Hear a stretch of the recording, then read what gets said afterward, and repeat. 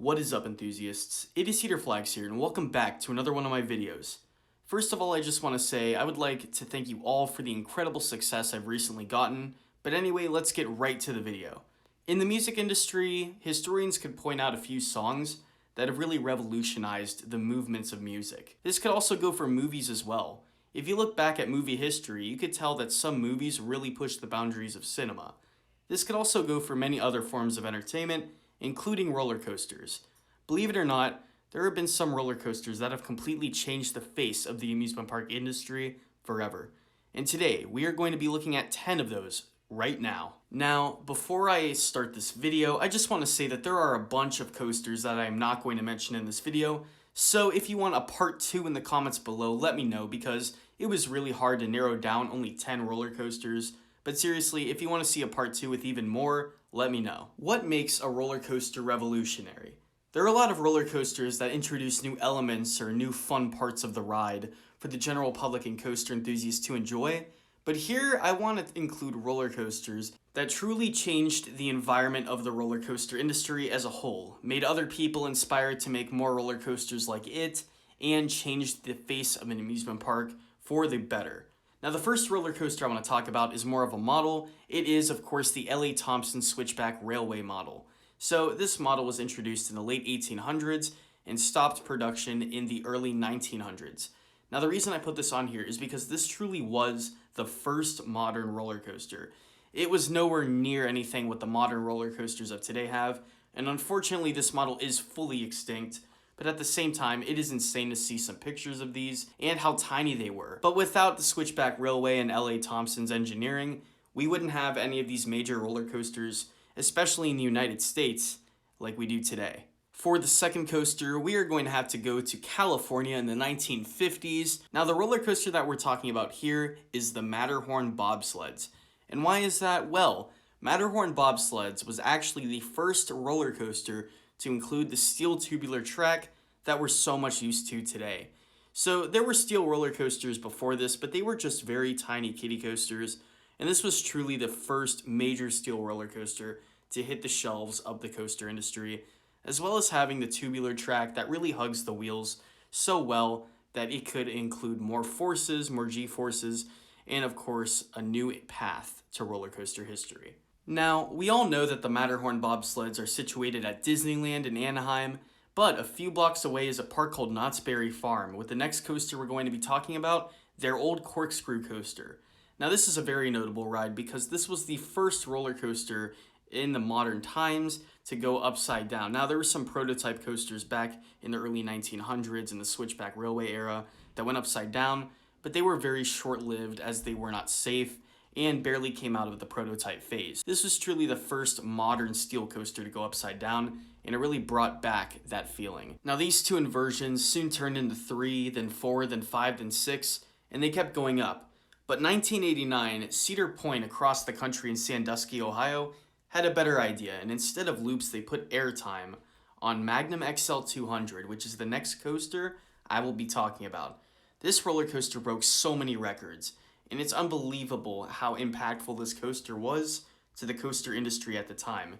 This was by far the new tallest roller coaster in the world, the fastest in the world, and a roller coaster that didn't focus on inversions, but airtime instead. It also started a period in time in the coaster industry known as the Coaster Wars, which brought in some of the new tallest and fastest roller coasters on Earth, never to be thought of. If it wasn't for this coaster, a lot of coasters later on this list probably wouldn't have been built in the first place. Now we fast forward to the late 1990s, where roller coasters were growing in size, but Alton Towers was doing something different. Even though this wasn't the tallest and fastest coaster in the world, they made something revolutionary. B&M teamed up with them to build the first dive coaster, a coaster that will hold you before it drops at a steep to vertical angle. This was, of course, Oblivion we're talking about, and even though the layout was rather short, it still had that one-trick pony that still surprises people to this day. If it wasn't for this coaster, we probably wouldn't have rides like Griffin, SheiKra, Valraven, or even Yukon Striker.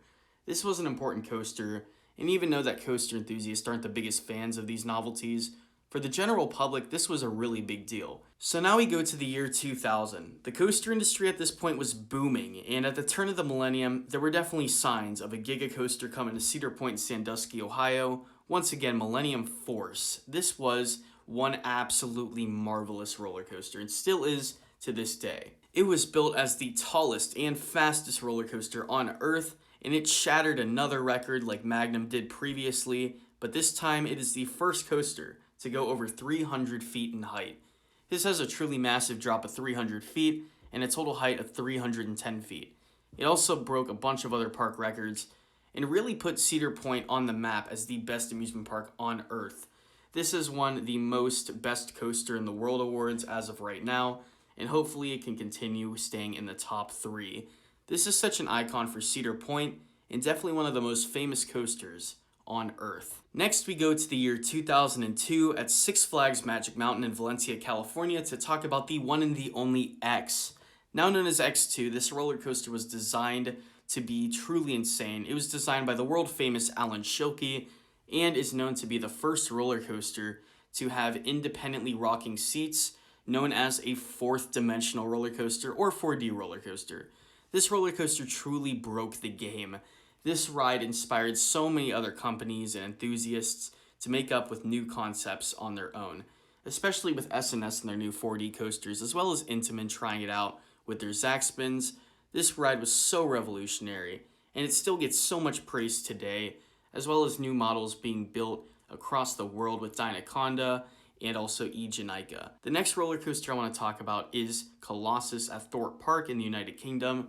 What's important about this one? Well, this opened up in March of 2002, a few months after X2 opened, and this was the first roller coaster, get this, to successfully cross 10 inversions throughout its layout. That is right, 10 inversions.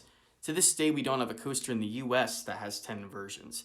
The United Kingdom has always been big on inversions, and this roller coaster was the first to shatter that double-digit barrier with inversions. Now we fast forward to 2011 when I started getting into roller coasters around that time, and I was just in time to see the birth of RMC's Iron Horse conversion. That is right, we are talking about the one and the only New Texas Giant at Six Flags Over Texas. This roller coaster truly rocked the industry and flipped it upside down. Basically what they did with the Iron Horse treatment is that they took an old, rough, rickety wooden roller coaster, as in Texas Giant, and they transformed it into a new, modern steel roller coaster with brand new elements using the old support structure of what Texas Giant was. This definitely saves a lot of money and helped Six Flags grow again after the Great Recession and their bankruptcy, and then this continued with roller coasters coming from Cedar Fair and now SeaWorld, as well as companies all over the world trying this concept. This RMC concept has really exploded into something brand new and really led the 2010s. But our final coaster was made 2 years after that in 2013. It was also built by RMC. This was Outlaw Run at Silver Dollar City, and this truly started the inverting wooden coaster trend alongside another wooden roller coaster, Hades 360, but today we're focusing on Outlaw Run, as this was the first wooden coaster to go upside down more than once. This changed the industry once again and introduced zero-G rolls to wooden roller coasters, and now you see them all over the place. You see them in a few gravity groups overseas, as well as, like I said, Hades 360, and now Mind Blower at Fun Spot and Kissimmee. So this is truly another trend that is starting to kick off, and so that is my video. I hope you really enjoyed. These were the top 10 that I thought would fit in this video, but at the same time, there were so many that I left out. A roller coaster I was going to pick for a 10 originally was Lightning Rod at Dollywood, but unfortunately the launched wooden coaster trend has not continued. I'm not talking about adding something really innovative. I'm talking about something that changed the opinions of enthusiasts in parks all over the world to make coasters better. And without these 10 coasters, who knows where we'd be today. Like I said, like for a part 2, so we could discuss even more roller coasters that have changed the industry. This was Cedar Flags, and I'll see you guys later.